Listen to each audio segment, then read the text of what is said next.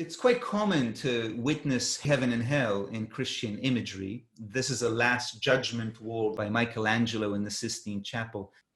Heaven is always densely populated, sometimes with angels, in this case with saints, with ascending souls, so to speak.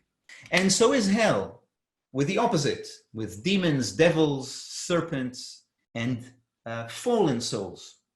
Either way, I'd never seen hell and heaven portrayed on the scale of an individual. And so this set of miniatures caught my attention and caused me to pause in the museum and study them. And from there, I incorporate them into today's presentation.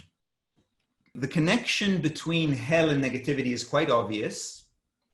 The person in hell is expressing negativity. And so when you look at it that way, it feels much more evident that hell is a state, not some unfortunate destination in the afterlife, but a state that you can be in right now. And in fact, the moment you correlate it with negativity, it is a state that we spend time in every day.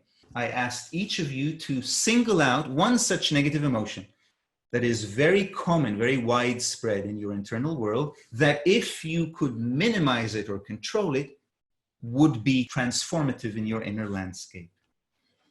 With some of your examples, we will then look at the Christian image of hell, purgatory, and heaven, and try to understand how to practically work with negativity.